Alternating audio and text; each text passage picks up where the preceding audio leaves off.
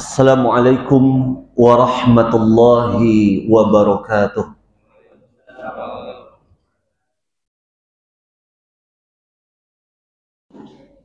Innal hamdalillah nahmaduhu wa nasta'inuhu wa nastaghfiruh wa na'udzu billahi min shururi anfusina wa min sayyiati a'malina. Man yahdihillahu fala mudilla lahu wa man yudlil fala hadiya lahu. Asyhadu an la ilaha illallah wahdahu la syarika lah wa asyhadu anna Muhammadan abduhu wa rasuluh. Ya ayyuhalladzina amanu taqullaha haqqa tuqatih wa la tamutunna illa wa antum muslimun. Ya ayyuhan nasu taqu rabbakumul ladzi khalaqakum min nafsin wahidah wa khalaqa minha zawjaha wa batha minhuma rijalan katsiran wa nisaa wattaqullaha alladzi tasaaluna bihi wal arham innallaha kana 'alaikum raqiba. Ya ayyuhalladzina amanu taqullaha wa qulu qawlan sadida yuslih lakum a'malakum wa yaghfir lakum dhunubakum wa man yuti'illaha wa rasulahu faqad faza fawzan 'azima. Amma ba'd. Fa inna asdaqal hadithi kitabullah wa ahsanal huda huda Muhammadin sallallahu alaihi wasallam wa syarrul umuri muhdatsatuha fa inna kulla muhdatsatin bid'ah wa kulla bid'atin dhalalah wa kulla dhalalatin finnar.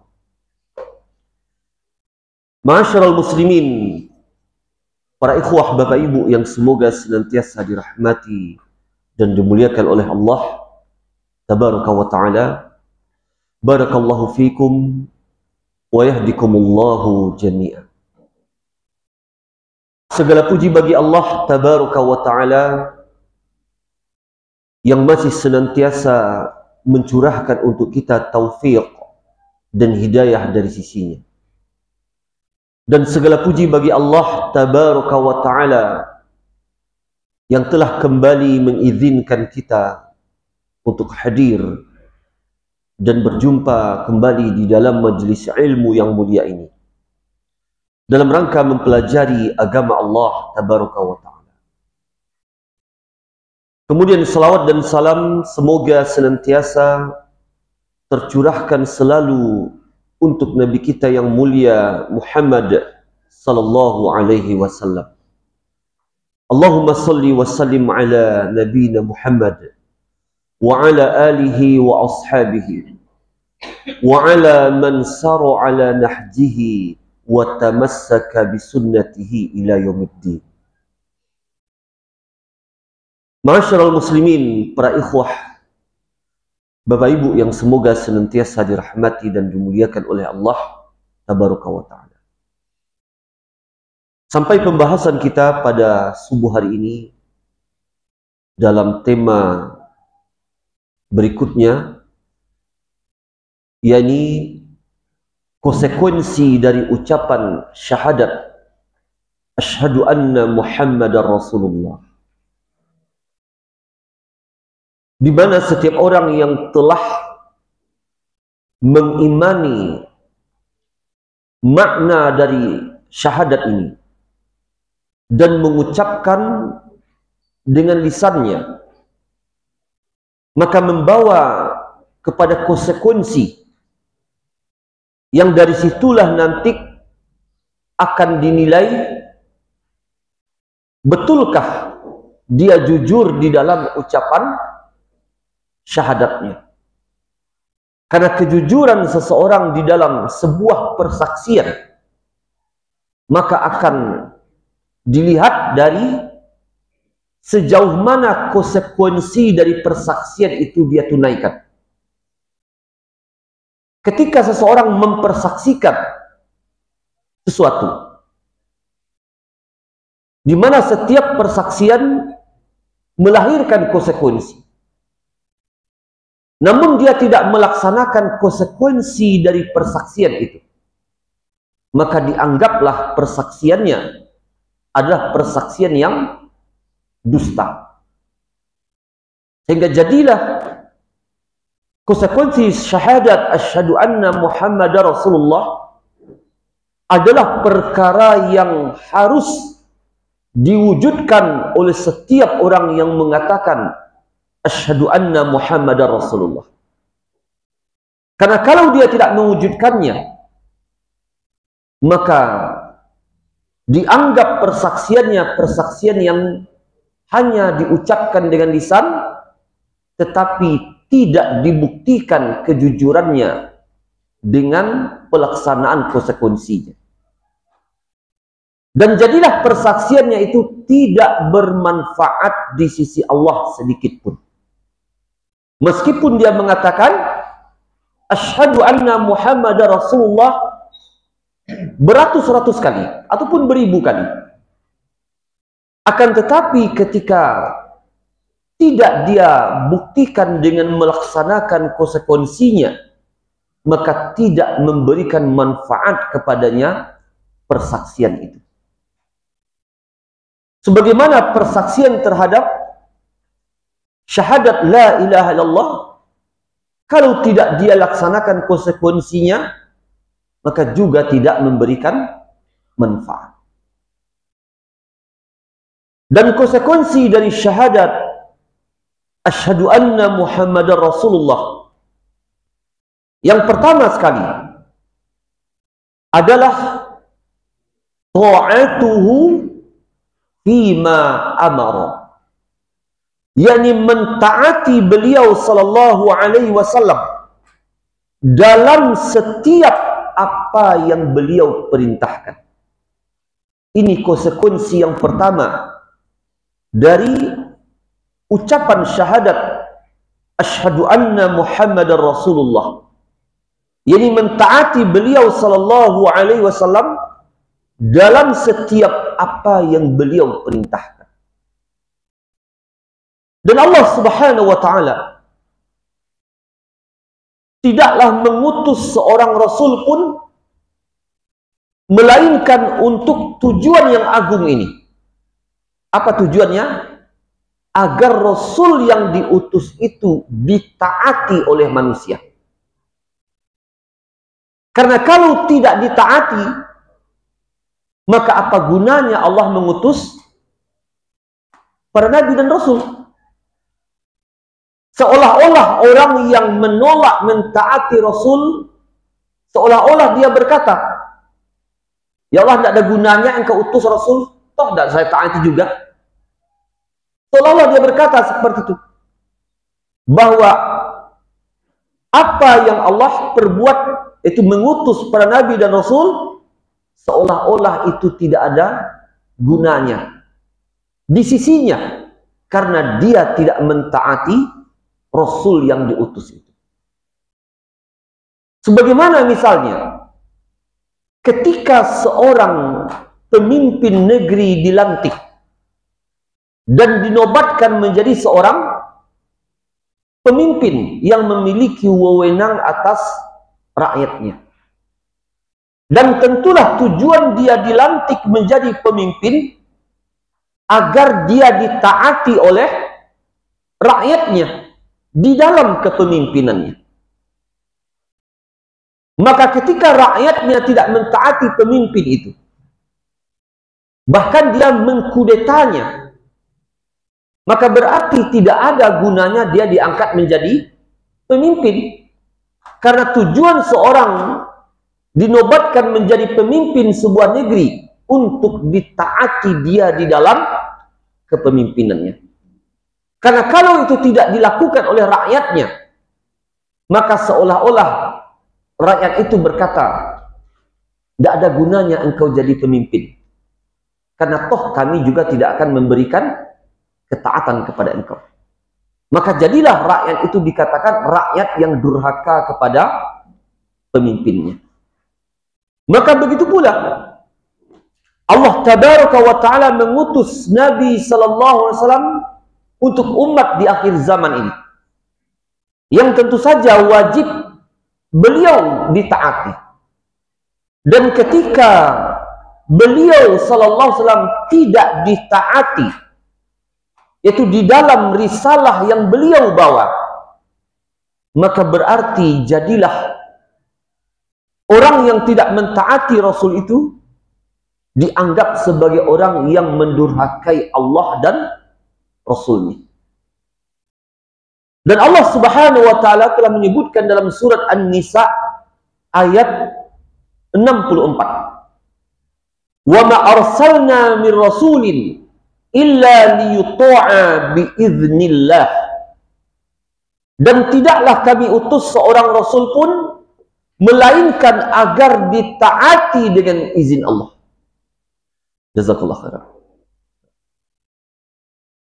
Dan tidaklah kami mengutus seorang rasul pun melainkan agar rasul itu ditaati dengan izin Allah. Lihat di sini, digabungkan dalam ayat ini penafian dan pengecualian. Menunjukkan apa? Bahwa tidak ada yang dimaksud kecuali itu.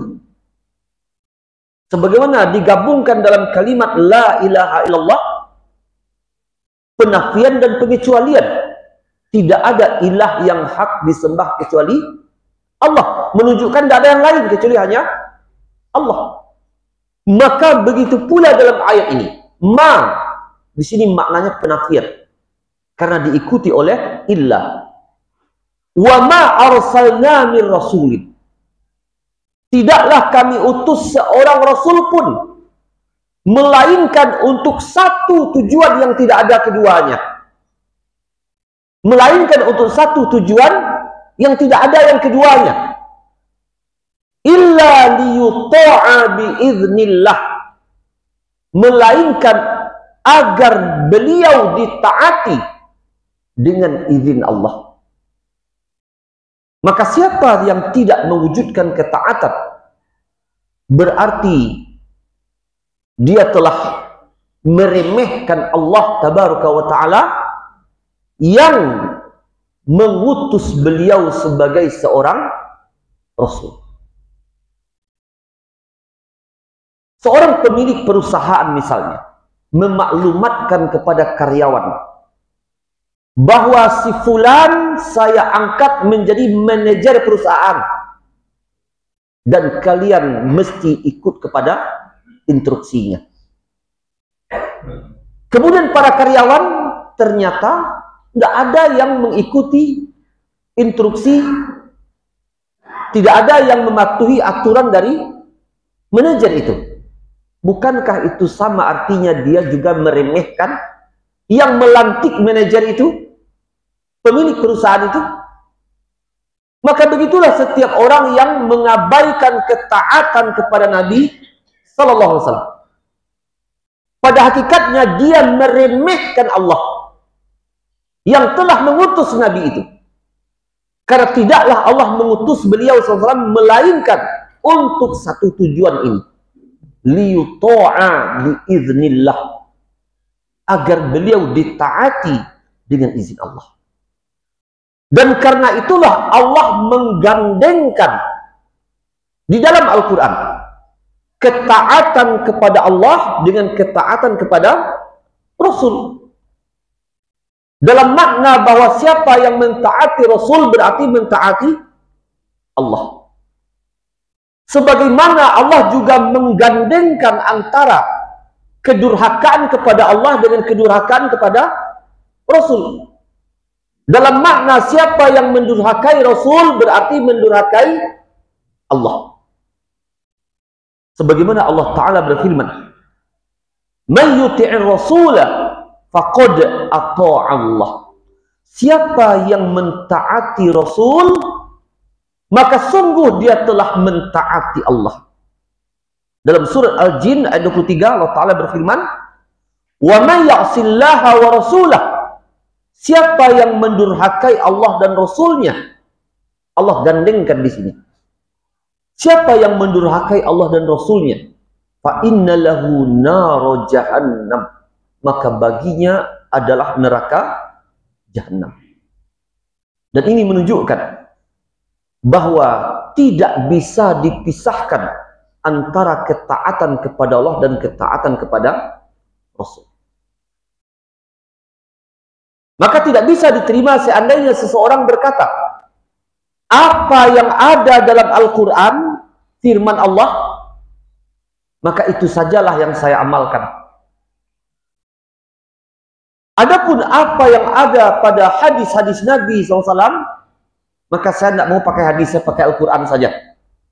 Saya tidak mau pakai hadis, saya pakai Al-Quran saja. Ini kelompok dinamakan kelompok Quraniyun. Kelompok Quraniyun. Di mana kelompok Quraniyun ini adalah kelompok ingkar sunnah. Yang ada kelompok ini di tengah-tengah kaum muslimin.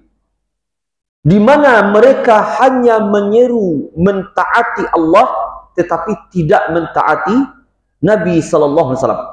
Padahal tidak mungkin dipisahkan antara ketaatan kepada Allah dengan ketaatan kepada Rasul sallallahu alaihi wasallam. Dan orang-orang ini hanya mengikuti Al-Quran saja. Dan mereka tidak butuh kepada hadis. Sehingga mereka mengatakan apa yang ada dalam Al-Quran, maka sesuatu yang dihalalkan dalam Al-Quran kami halalkan. Apa yang diharamkan dalam Al-Quran maka kami haramkan. Padahal ada perkara-perkara yang tidak diharamkan dalam Al-Quran tetapi diharamkan di dalam hadis Nabi Sallallahu Alaihi Wasallam. Dan kelompok yang durhaka kepada Rasul ini telah beliau khabarkan semenjak dahulu bahwa akan muncul orang-orang seperti itu. Sebagaimana hadis yang sahih di antaranya dikeluarkan oleh Imam Abu Dawud, Ibnu Majah, Ahmad dan yang lainnya dari sahabat Al-Miqdam Ibnu Ma'di Karib, di mana beliau radhiyallahu an berkata, anna Rasulullah sallallahu alaihi wasallam qol, bahwa Rasul sallallahu alaihi wasallam telah bersabda, yushikur rajulu muttaki'an ala arikatihi. Telah dekat masanya akan datang seorang laki-laki muttaki'an ala arikatihi, yang dia yakni berbaring, bersandar di atas dipannya, di atas kasurnya. Nabi menyebutkan laki-laki yang berbaring, bersandar di atas dipannya ataupun pembaringannya, menunjukkan bahwa laki-laki ini adalah laki-laki yang pemalas dalam menuntut ilmu. Kerjanya hanya tidur di atas kasurnya. Namun yuhaddatsu bihaditsin min hadithi, tatkala disampaikan kepadanya salah satu hadisku, fayaqul, maka dia berkata, bainana wa bainakum kitabullah, antara kami dengan kalian ada kitabullah. Jadi kita pakai kitab Allah saja, tidak kita pakai hadis. Fama wajadna fihi min halal istahlalnahu. Apa saja yang kita dapati halal dalam Al-Quran, kita halalkan. Wa ma wajadna fihi min haram haramnahu. Dan apa saja yang kita dapati dalam Al-Quran perkara itu haram, ya kita haramkan. Maksudnya apa? Hadis tidak kita pakai, cukup kita Al-Quran saja. Lalu Nabi mengatakan, ala wa inna ma harrama Rasulullah mislu ma harramallah. Ketahuilah bahwa apa yang diharamkan oleh seorang utusan Allah sama dengan apa yang Allah haramkan. Kalaulah perkara yang haram itu hanya terbatas yang ada dalam Al-Quran, adakah Al-Quran mengharamkan makan daging anjing? Tak ketemu. Kalau tidak ada, berarti apa? Berarti apakah halal? Karena orang ini mengatakan, apa yang haram dalam Al-Quran itu saja yang kami haramkan. Sedangkan banyak perkara-perkara yang haram hanya diketahui melalui lisan Nabi SAW, tidak dalam Al-Quran. Keledai, jinak, tidak ada dalam Al-Quran penjelasan tentang haramnya, tapi diharamkan melalui lisan Nabi SAW. Memakai emas bagi laki-laki, bukan memiliki emas, Pak ya. Kalau memiliki emas boleh laki-laki, makai tidak boleh. Memakai emas bagi laki-laki tidak ada dalam Al-Quran pengharamannya. Di mana? Di dalam sunnah Nabi Sallallahu Alaihi Wasallam. Sehingga kelompok Qur'aniyun ini banyak melanggar petunjuk Nabi Sallallahu Alaihi Wasallam. Akan tetapi mereka menyangka mereka di atas kebenaran karena kami berpegang dengan Al-Quran yang terjamin, yang terjaga dari pemalsuan. Dia tidak tahu hadis juga terjaga dari pemalsuan. Dia tidak tahu hadis juga merupakan wahyu sebagaimana Al-Quran merupakan wahyu. Karena dia menyangka yang wahyu itu hanyalah Al-Quran. Pada termasuk wahyu yang kedua setelah Al-Quran adalah hadis Nabi Sallallahu Alaihi Wasallam. Apa dalilnya? Dalilnya Bapak Ibu? Dalil hadis juga adalah wahyu. Surat An-Najm. Wa ma yantiqu 'anil hawa in huwa illa wahyu yuha. Tidaklah yang beliau ucapkan itu sesuatu yang keluar dari hawanya, tidak. Akan tetapi yang beliau ucapkan adalah wahyu yuha, wahyu yang telah diwahyukan. Menunjukkan ucapan Nabi Sallallahu Alaihi Wasallam hakikatnya adalah wahyu. Maka ketika Al-Quran terjaga, begitu pula hadis Nabi Sallallahu Alaihi Wasallam dijaga oleh Allah Ta'ala. Dan makna terjaga di sini bukan berarti tidak pernah ada usaha untuk merusaknya. Ada usaha untuk merusaknya, ada usaha untuk memalsukannya. Tetapi bagaimanapun usaha itu tetap tidak bisa memberikan mudarat kepada Al-Quran. Tetap diketahui mana yang asli, mana yang palsu. Orang-orang Syiah berusaha memalsukan banyak ayat-ayat Al-Quran, tapi tetap ketahuan juga. Sebagaimana banyak manusia yang berusaha memalsukan hadis-hadis Nabi Sallallahu Alaihi Wasallam, tapi ketahuan juga bahwa itu palsu. Maka terjagalah, yakni dua wahyu ini, yang seandainya kalau menurut pemahaman mereka bahwa hadis tidak terpelihara, tidak terjaga, lalu apa maknanya Allah menjaga Al-Quran? Apa gunanya Allah menjaga Al-Quran tapi kalau Allah tidak menjaga hadis? Tidak ada gunanya. Kenapa? Berarti Al-Quran tidak bisa diamalkan.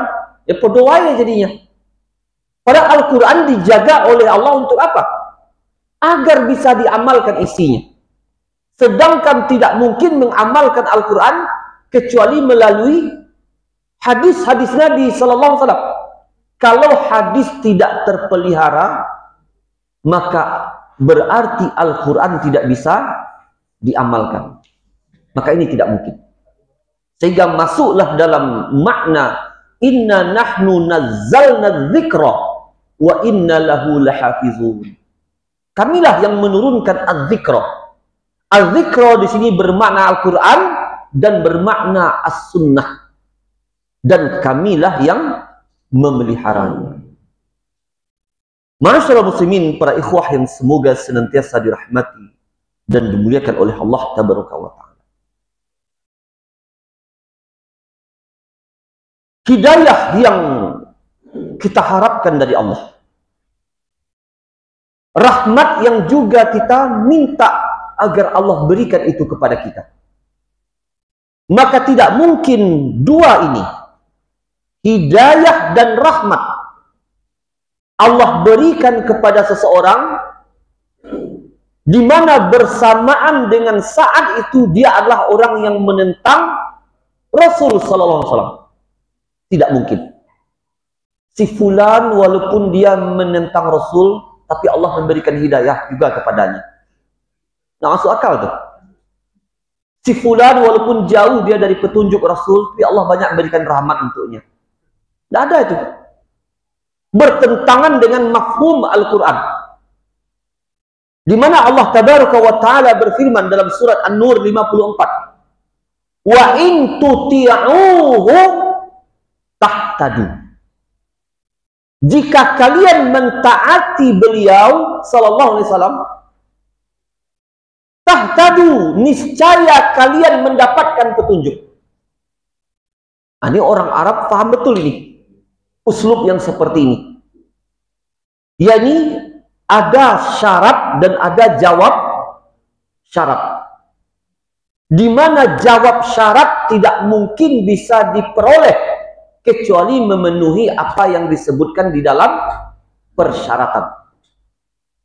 Seperti misalnya pengurus masjid berkata kepada tukang, kalau bapak kerja di masjid ini mulai dari jam 8 sampai jam 5 sore, ini membersihkan pekarangan masjid, rumput dan sebagainya, maka setelah makan, ini jawab nih, maka bapak berhak mendapatkan upah sekian.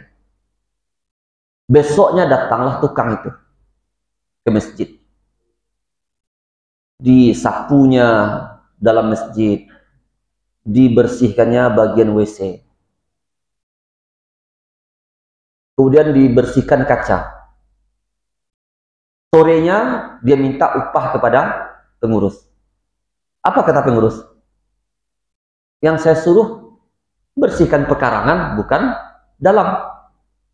Yang saya suruh memotong rumput, semak belukar yang ada di sekeliling masjid, bukan membasuh WC. Lu berhakkah dia minta upah? Tidak, karena tidak memenuhi apa yang telah disyaratkan di awal tadi. Maka begitu juga ayat ini. Allah mensyaratkan untuk dihasilkan hidayah. Apa syaratnya? Ketaatan kepada Nabi Sallallahu Alaihi Wasallam. Jika, Nah, ini syaratnya, ini kata syarat nih. In tuti'uhu, jika kalian mentaatinya, mentaati Rasul, tahtadu, maka kalian mendapatkan hidayah. Bagaimanapun seseorang mengatakan, ya Allah berilah saya hidayah, berilah saya hidayah, dia tidak mengenal petunjuk Nabi SAW, halal haram dihantamnya, bid'ah dilakukannya, petunjuk Nabi SAW hampir 100% diselisihinya. Tuh, Allah berikan kepadanya hidayah? Tidak. Karena Allah telah meletakkan sesuatu sesuai dengan aturannya. Ada sebab yang mengantarkan kepada sesuatu itu. Kalau dia menyelisih petunjuk Nabi SAW 100%, lalu dia meminta kepada Allah, berilah aku hidayah, maka samalah orang yang berkata, ya Allah berilah saya anak yang soleh, bertahun-tahun dia berdoa, tapi dia nikah enggak? Balas caranya. Allah telah meletakkan asbab bagi segala sesuatu. Ya Allah sembuhkanlah saya, dikasih obat oleh dokter, enggak diminumnya. Dia tidak menjalani sebabnya. Mintalah hidayah kepada Allah dan tempuh sebabnya. Pelajari petunjuk Nabi SAW agar engkau bisa memberikan ketaatan sesuai dengan petunjuknya. Maka baru dihasilkan yang namanya hidayah. Maka dalam ayat yang pendek, potongan yang pendek ini, wa in tuti'uhu tahtadu, terkandung di dalamnya isyarat yang halus tentang wajibnya berilmu dengan petunjuk Nabi SAW. Karena sebuah ketaatan tidak akan mungkin terwujud kecuali dengan ilmu. Apa itu ketaatan? Jadi melakukan apa yang diperintah dan meninggalkan apa yang dilarang. Sedangkan tidak mungkin untuk melakukan apa yang diperintah. Kita saja tidak tahu apa perintahnya. Tentu harus berilmu dulu tentang apa yang diperintah itu. Dan bagaimana pula kita akan meninggalkan sesuatu yang dilarang, kita saja tidak tahu itu terlarang atau tidak. Maka untuk mewujudkan, melaksanakan perintah, meninggalkan larangan, pondasinya adalah berilmu tentang perintah dan larangan. Barulah terwujud yang namanya ketaatan. Maka ketika dikatakan taatilah Rasul, maka terkandung di dalamnya makna wajib mempelajari petunjuk Nabi SAW dalam apa yang beliau perintah dan dalam apa yang beliau larang. Karena kalau tidak mungkin bisa mentaati Rasul SAW. Sedangkan hidayah diikat dengan sebab adanya ketaatan kepada Nabi SAW. Lalu bagaimana mungkin ada hidayah kalau yang ditaati itu malah selain Nabi SAW? Makanya taklid kepada selain Nabi SAW bertentangan dan membatalkan ketaatan kepada Rasul sallallahu alaihi wasallam. Sebagaimana tidak mungkin dikatakan seseorang Allah kabulkan mendapatkan anak sedangkan dia belum nikah walaupun dia berdoa. Maka begitu pula tidak akan mungkin seseorang dikatakan dia mentaati Rasul sedangkan dia tidak mempelajari petunjuknya dan tidak menjadikan beliau satu-satunya figur yang diberikan kepadanya ketaatan. Ketika dia mengangkat satu figur, satu tokoh yang dia bertaklid kepadanya, yang tentu saja taklid membawa konsekuensi mentaati figur itu, maka mesti membawa kepada dampak rusaknya ketaatan kepada Nabi Sallallahu Alaihi Wasallam. Tidak mungkin ini bisa disatukan. Tidak mungkin dikatakan si A walaupun dia bertaklid buta kepada imamnya, kepada tokoh idolanya, tapi tidak menghalangi dia mentaati Nabi sallallahu alaihi wasallam. Ini tidak mungkin. Al-Quran menunjukkan konsekuensi seperti itu. Karena setiap taklid buta kepada selain Nabi sallallahu alaihi wasallam mengharuskan seseorang membuang ketaatan kepada Nabi sallallahu alaihi wasallam. Karena tidak mungkin ditemukan ada dua hal ini bersatu dalam satu keadaan dan waktu. Mentaati figur itu dan mentaati Nabi SAW dalam waktu sekaligus tidak mungkin. Siapa yang mentaati figur selain dari Nabi SAW, maka di saat yang bersamaan telah rusak pula lah ketaatan kepada Nabi SAW. Lihat apa yang Allah firmankan dalam surat Al-Maidah ayat 104. Allah Ta'ala berfirman, wa idza qila lahum ta'alau ila ma anzalallahu wa ila rasul.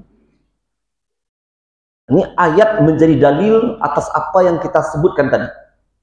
Taklid buta bertentangan dengan ketaatan kepada Rasul, bahkan membatalkannya. Allah Ta'ala berfirman, wa idza qila lahum, dan apabila dikatakan kepada mereka, ta'alau ila ma anzalallahu wa ila rasul, ayo, marilah, itu marilah kita berpegang kepada apa yang Allah turunkan dan kepada petunjuk Rasul. Ayo mari kita berpegang. Apa kata orang yang bertaklid buta? Hasbuna ma wajadna alaihi aba'ana. Cukuplah bagi kami ajaran nenek moyang kami yang kami temukan mereka berada di atas ajaran itu. Cukuplah itu bagi kami. Lihat, kata-kata hasbuna menunjukkan apabila dia diucapkan oleh seseorang, berarti orang yang mengucapkan itu tidak butuh lagi kepada yang lain kecuali kepada apa yang dia pegang. Misalnya ucapan hasbunallah wa ni'mal wakil. Apa maksudnya? Apa maksud ucapan hasbunallah wa ni'mal wakil? Ini ucapan siapa? Ucapan Nabi Ibrahim alaihissalam ketika dilemparkan oleh Namrus ke kobaran api. Jadi Nabi Ibrahim tidak mengatakan ya narukuni bardan wassalaman. Tidak. Yang mengatakan itu Allah berfirman kepada api, ya nar kuni bardan wassalaman ala Ibrahim. Jadilah engkau dingin dan menyelamatkan bagi Ibrahim. Tapi Nabi Ibrahim kan dia ucapkan hasbunallah wa ni'mal wakil. Cukuplah Allah sebagai penjaga, sebagai pemelihara. Ketika dikatakan hasbunallah, cukuplah Allah, artinya apa? Tidak butuh yang lain lagi. Kalaupun datang malaikat Jibril menawarkan pertolongan, tidak. Hasbunallah, Allah telah cukup. Siapapun yang datang menawarkan bantuan dan pertolongan, hasbunallah wa ni'mal wakil, tidak butuh. Tidak butuh. Kenapa? Karena telah ada Allah. Nah, itu makna hasbunallah. Tidak butuh lagi. Maka ketika orang yang bertaklid buta ini dikatakan kepadanya, ta'alau ila ma anzalallahu ila rasul. Ayo kita berpegang kepada wahyu yang Allah turunkan, kepada petunjuk Rasul. Apa kata mereka? Hasbuna ma wajadna alaihi aba'ana. Apa maksudnya? Kami tidak butuh Al-Quran, kami tidak butuh hadis. Cukuplah bagi kami apa? Ajaran nenek moyang kami. Jangan kau bacakan hadis kepada kami tidak butuh. Jangan pula kau bacakan ayat kepada kami tidak mau mendengarnya. Kami tidak butuh ayat yang kau bacakan, kami tidak butuh hadis yang kau sampaikan. Kenapa? Karena telah cukup bagi kami ajaran nenek moyang kami. Telah cukup bagi kami perkataan imam mazhab kami. Engkau bawakan Al-Quran, kami tidak butuh, kami punya kitab mazhab. Engkau bawakan kitab Sahih Bukhari, kami tidak butuh, kami punya kitab mazhab. Telah cukup bagi kami kitab mazhab kami. Maka ini perkataan orang-orang yang bertaklid buta bertentangan dengan sikap mentaati Nabi Sallallahu Alaihi Wasallam.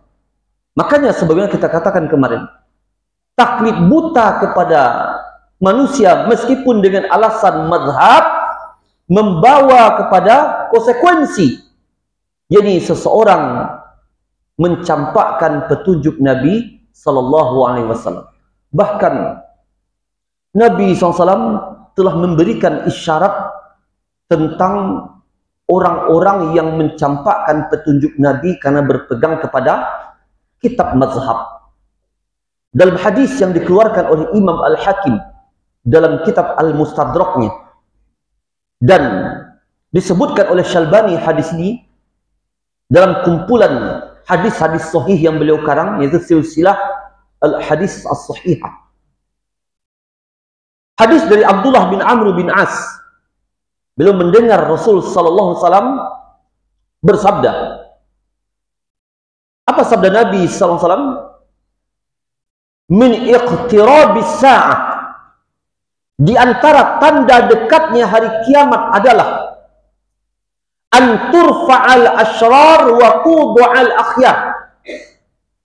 Dimuliakan orang-orang jahat dan dihinakan orang-orang baik. Wa yuftahal qawlu wa yukhzanal amal. Dibukakanlah pintu perkataan dan ditutuplah pintu amal. Lebih banyak perkataan daripada amal. Wa yuqra'u bil qawmi al-mathnah. Dan akan dibacakan kepada suatu kaum al-mathnah. Laisa fihim ahadun yunkiruha, di mana tidak ada seorang pun yang mengingkari al-mathnah. Lalu ditanyakan, apa itu al-mathnah? Dijawab, maktutibat siwa kitabillah. Setiap apa yang ditulis selain dari kitab Allah. Syalbani rahimahullah ketika menyebutkan hadis ini di dalam As-Silsilah As-Sahihah, maka beliau mengatakan, faka'annal maqsuda bil mathnah al-kutubul madhhabiyah al-mafrudati 'alal muqallidin. Seolah-olah, kata Syalbani, yang dimaksud al-mathnah di sini adalah kitab-kitab mazhab yang diwajibkan terhadap para muqallidnya yang bertaklid buta kepada mazhab itu. Allati sarafathum ma'a tatawuliz zaman an kitabillah wa sunnati Rasulillah sallallahu alaihi wasallam.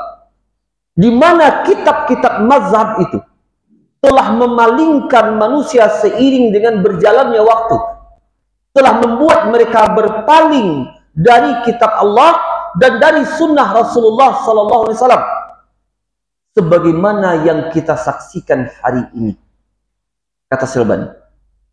Bahkan beliau mengatakan, wa fihim katsirun min dakatirah wal mutaqarrijina min kulliyati syariah.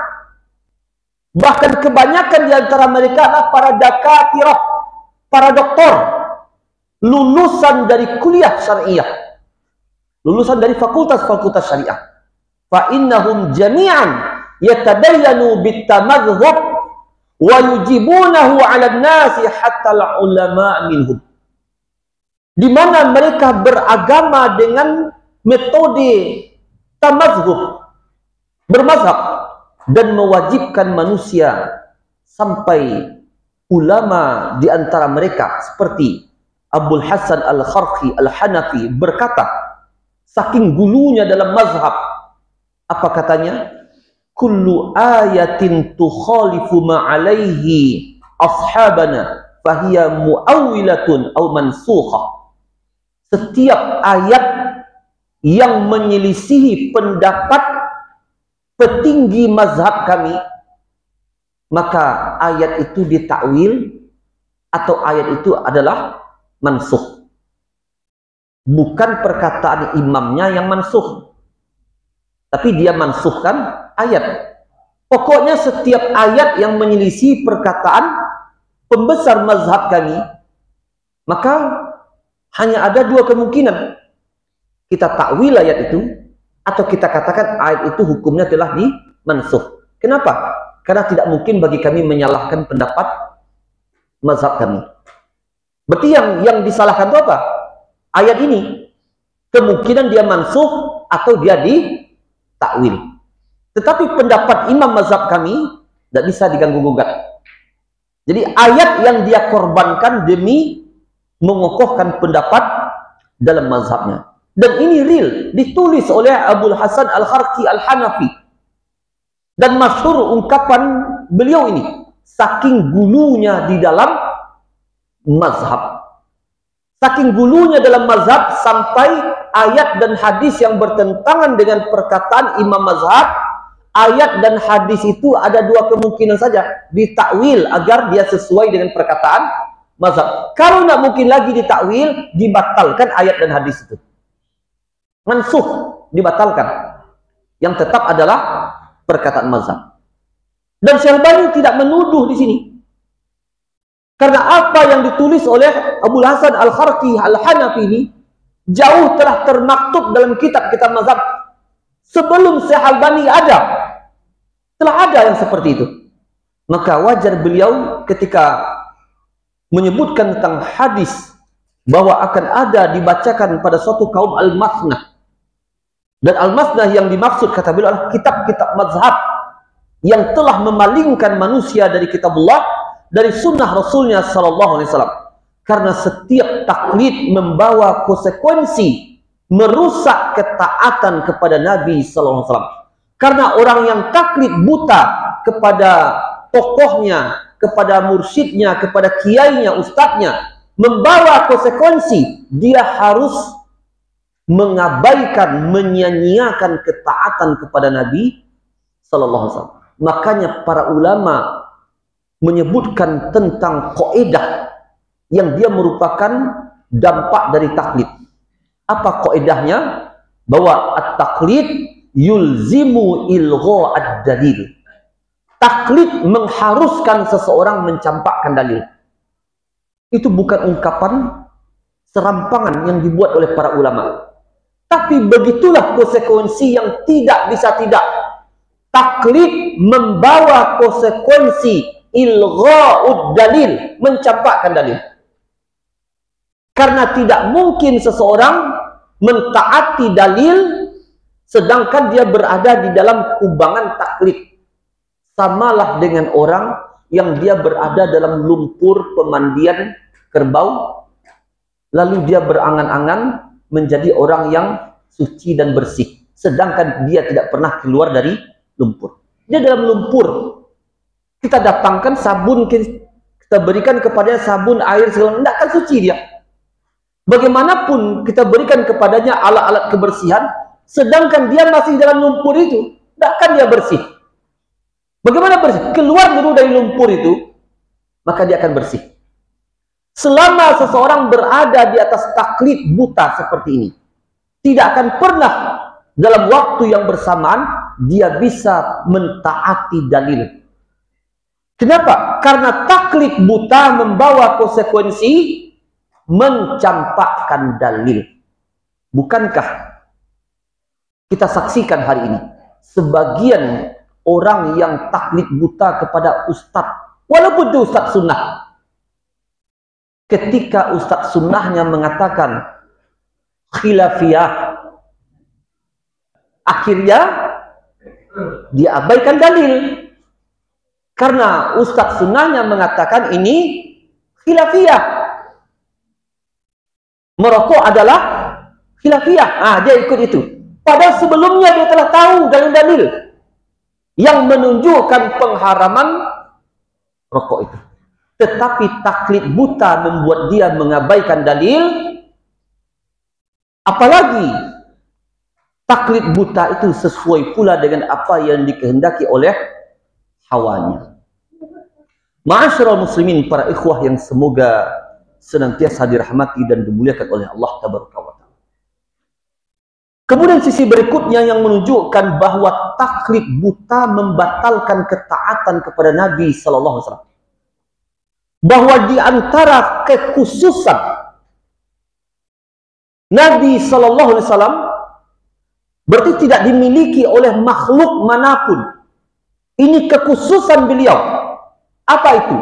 Diberikan kepadanya ketaatan mutlak yang berdiri sendiri.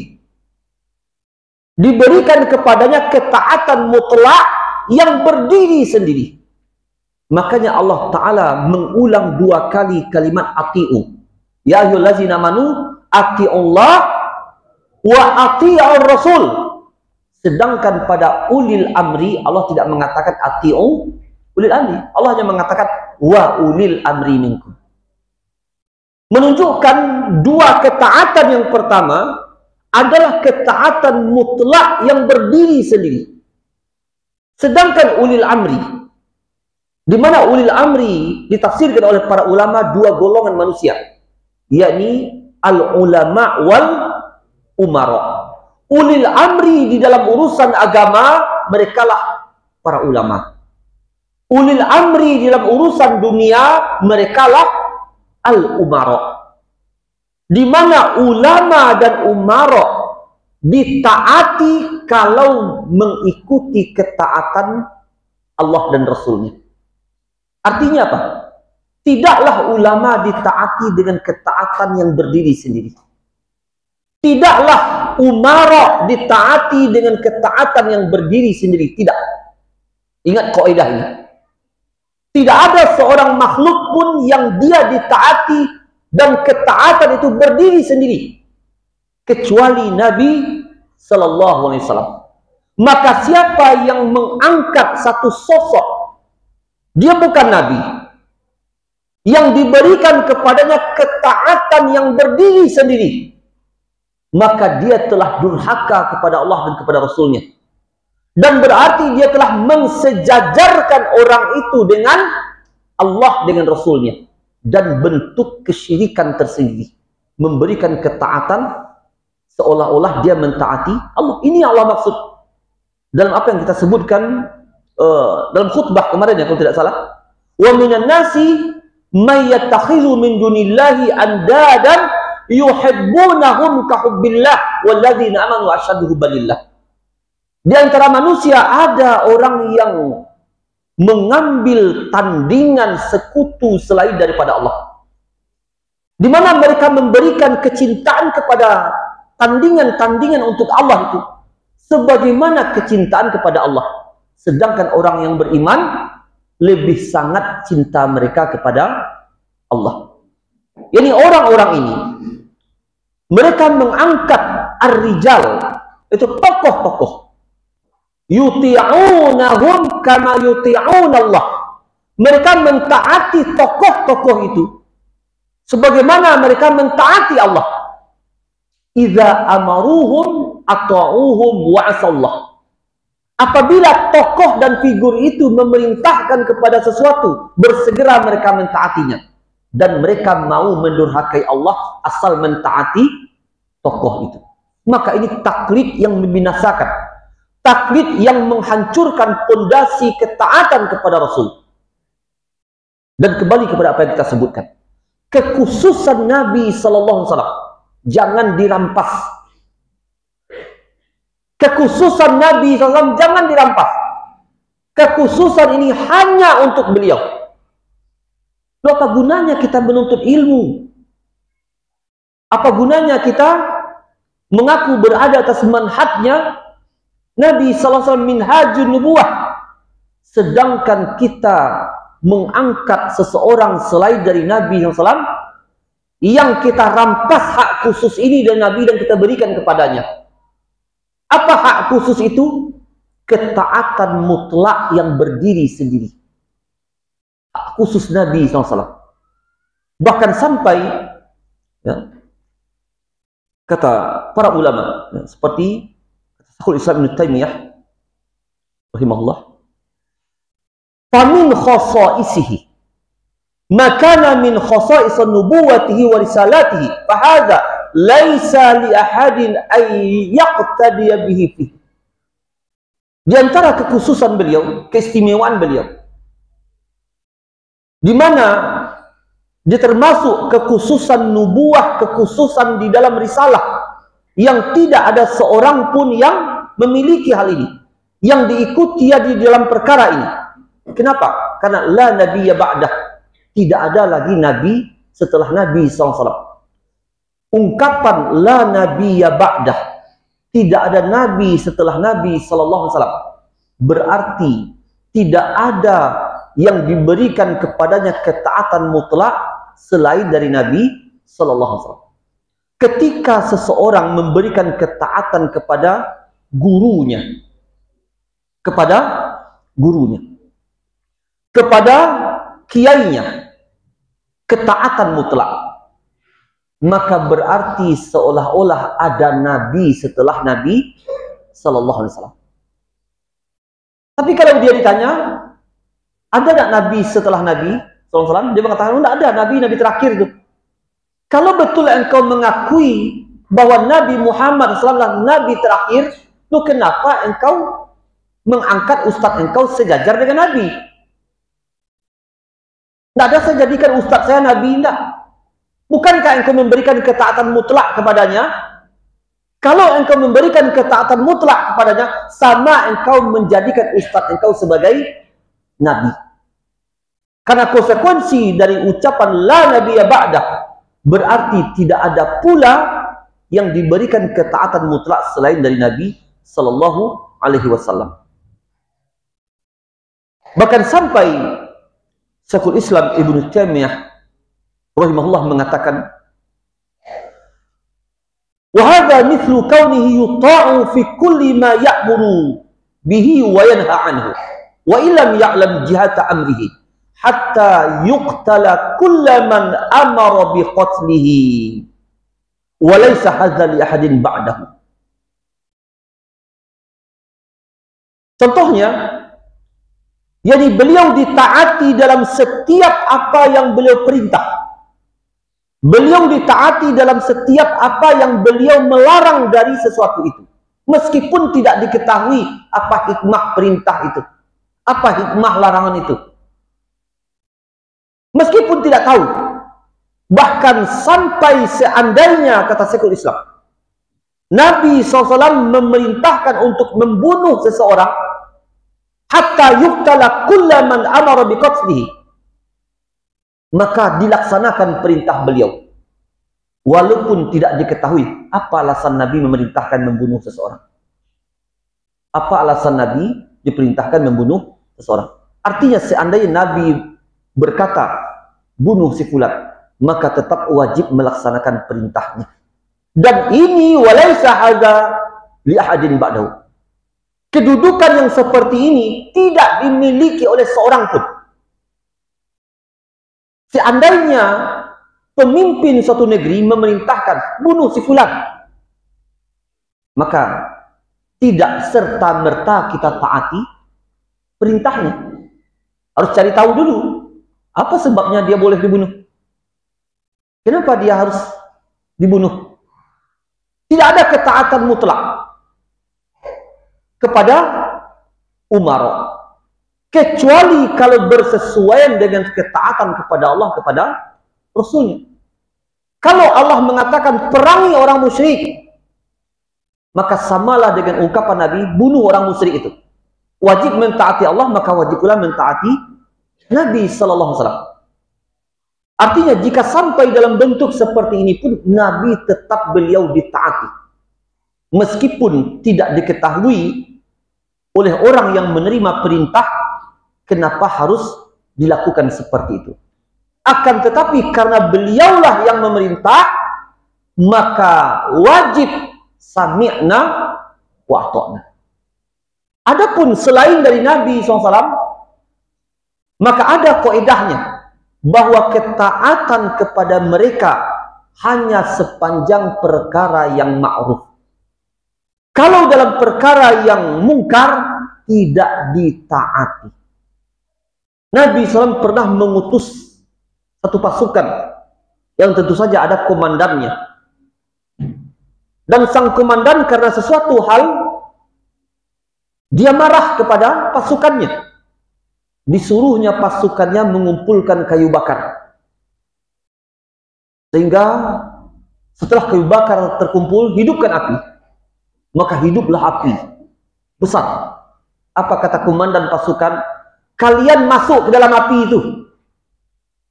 Maka para sahabat, ini di zaman Nabi hidup ini, para sahabat ragu, ditaati atau tidak ya? Ditaati atau tidak ya? Nabi menyuruh kita mentaati komandan ini,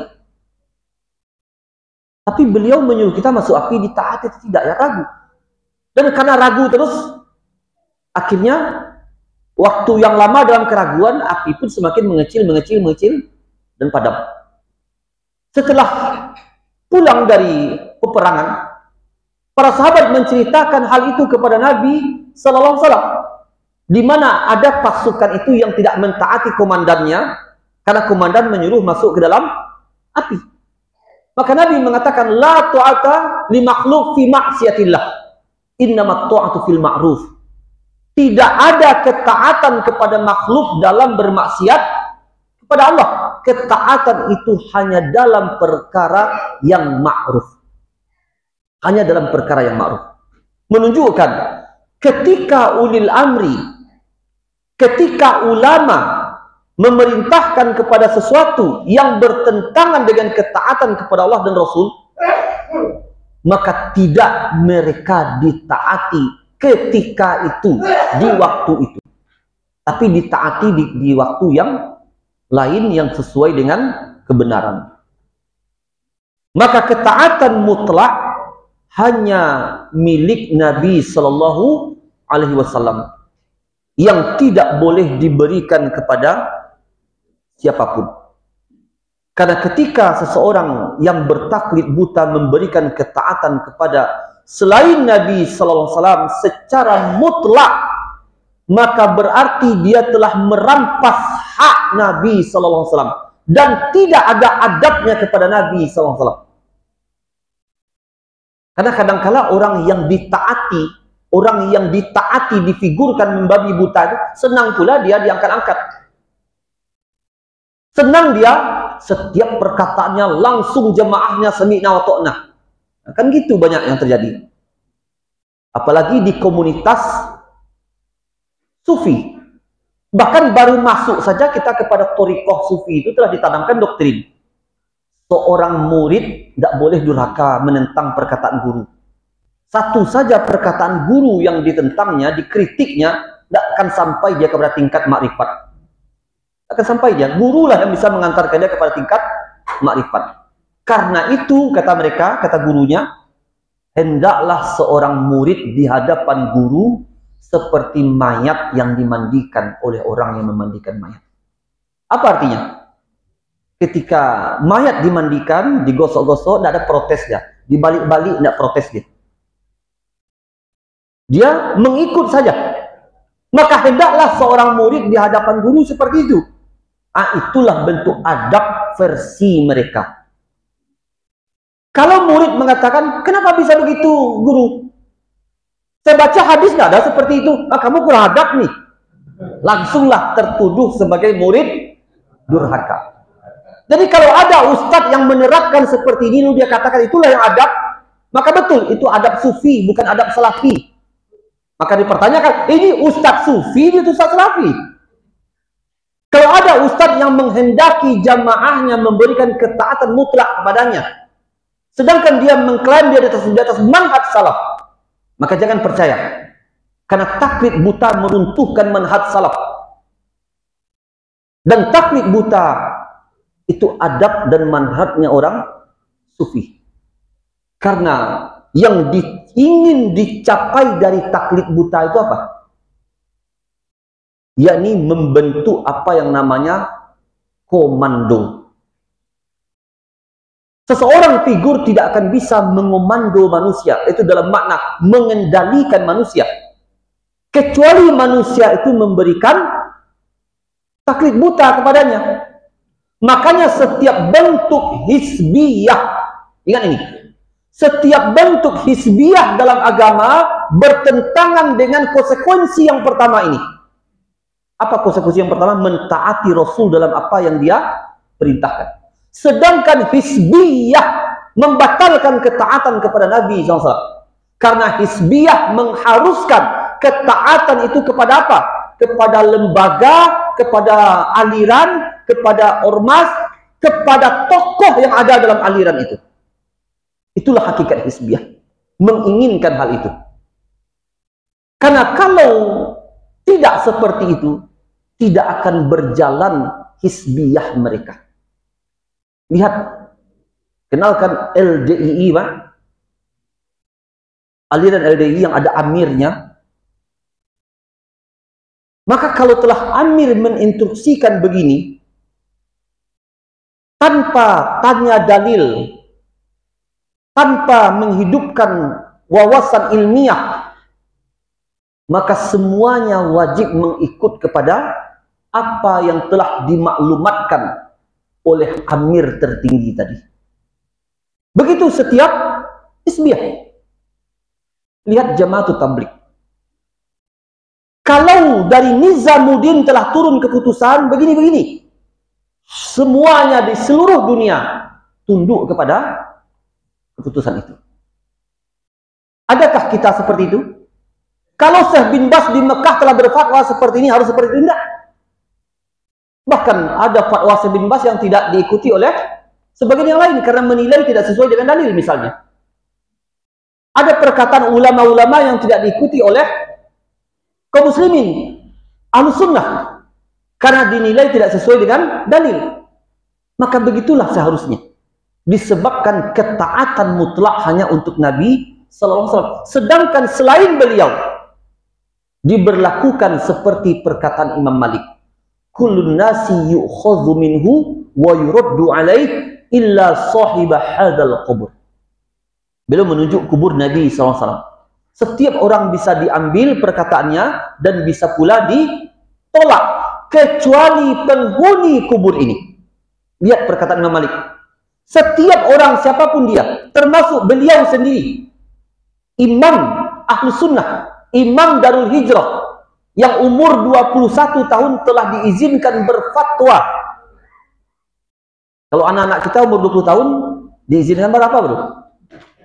Belum pandai apa-apa, tapi telah berfatwa. Telah diakui keilmuannya oleh para ulama. Termasuk beliau sendiri. Bahwa setiap manusia ada yang diambil perkataannya dan ada yang ditolak. Kecuali Nabi, wajib diambil seluruhnya. Tidak boleh ada yang ditolak. Maka kalau kita jadikan selain dari Nabi, diambil seluruhnya, tidak ada yang ditolak, sedangkan dia bukan Nabi, maka secara tak langsung kita telah menempatkan dia kepada kedudukan seorang Nabi. Hanya saja kita tidak memanggilnya ya Nabi. Itu aja bedanya. Itu aja bedanya. Kita tetap memanggilnya ya Ustadz, ya Kiai. Kita tidak mengatakan ya Nabi. Tidak. Karena kalau kita memanggilnya ya Nabi, ketahuan sesat kita. Kita tetap memanggilnya ya Ustadz. Akan tapi apa? Hak Nabi kita berikan kepadanya. Kekhususan Nabi kita berikan kepadanya. Maka sama halnya kita mensejajarkan dia dengan Nabi sallallahu alaihi wasallam. Dan ini adalah sebuah kesesatan dan bertentangan dengan ketaatan kepada Nabi sallallahu alaihi wasallam. Dan Nabi yang mengancam dalam surat An-Nur 63, Allah ancam, ya, Allah mengancam orang yang menyelisihi ketaatan kepada Nabi sallallahu alaihi wasallam. An-Nur 63 di bagian pertengahan. Falyahdharil ladzina yukhalifuna an amrih an tusibahum fitnah aw yusibahum adzabun alim. Hendaklah takut, hendaklah khawatir. Itu orang-orang yang menentang perintah Rasul, kalau Allah akan timpakan kepada mereka fitnah, atau Allah timpakan kepada mereka azab yang pedih. Dan fitnah yang dimaksud di sini, kata Imam Ahmad bin Hanbal rahimahullah, adalah al-kufru wan nifaq. Kekufuran atau kemunafikan. Jadi hendaklah takut orang-orang yang menentang perintah Rasul SAW, Allah letakkan kekufuran, kemunafikan di dalam hati mereka. Hendaklah takut orang-orang yang menyelisih Rasul, yang menentang perintahnya, karena Allah akan hukum mereka. Jadi setiap bentuk penentangan terhadap Rasul sallallahu alaihi wasallam, Allah pasti akan menurunkan hukuman. Hukuman itu apa? Allah jadikan fitnah dalam hati orang itu. Apa itu? Kemunafikan, kekufuran. Padahal di fitnah yang berbahaya. Jadi sedikit demi sedikit dia masuk kepada wilayah kekufuran. Semakin jauh, semakin jauh, semakin jauh dia dari Islam. Disebabkan apa? Penentangannya terhadap petunjuk Nabi SAW. Nah, telah kita berikan contoh. Kita bayangkan ada lingkaran. Dan ada titik tengahnya. Maka titik paling tengah di lingkaran itu, itulah kebenaran. Yang tidak boleh seorang pun keluar dari titik tengah itu. Ketika dia keluar selangkah saja ke utara, ke barat, ke selatan, ke timur, maka berarti dia telah menyimpang. Walaupun dia masih berada di dalam lingkaran. Dan semakin dia menjauh dari titik tengah, mendekati garis tepi, semakin jauh, semakin jauh. Berarti penyimpangannya terhadap Islam semakin besar. Semakin jauh dia dari titik tengah. Akhirnya sampailah dia di dekat garis batas tepi lingkaran, di mana antara dia dengan kekufuran tinggal sejengkal lagi. Antara dia dengan kekufuran tinggal sejengkal lagi. Akibat apa? Penyelisihannya terhadap petunjuk Nabi sallallahu alaihi wasallam. Di mana sejengkal lagi dia menyimpang, keluar dia dari wilayah lingkaran itu, yakni keluar dia dari Islam. Makanya bid'ah itu sangat berbahaya. Sampai para ulama memberikan kaidah al-bid'atu baridu ilal kufur. Bid'ah itu adalah jalan tol menuju kekufuran. Bid'ah itu jalan menuju kekufuran. Awalnya bid'ah amaliyah, lalu bertambah sampai masuklah bid'ah i'tiqadiyah, sampai akhirnya keluar dari Islam karena menyelisih Rasul. Atau yang kedua, au yusibahum adzabun alim, Allah timpakan kepada mereka azab yang pedih. Maka setiap musibah yang Allah timpakan kepada manusia, turunnya bala bencana, tsunami dan sebagainya, pasti ada kaitannya dengan sunnah Nabi yang telah ditentang. Ketaatan kepada Nabi yang telah diabaikan, mesti ada kaitannya dengan itu. Dan insya Allah ini akan kita bahas sedikit nanti setelah jeda. Karena telah ada 6.30.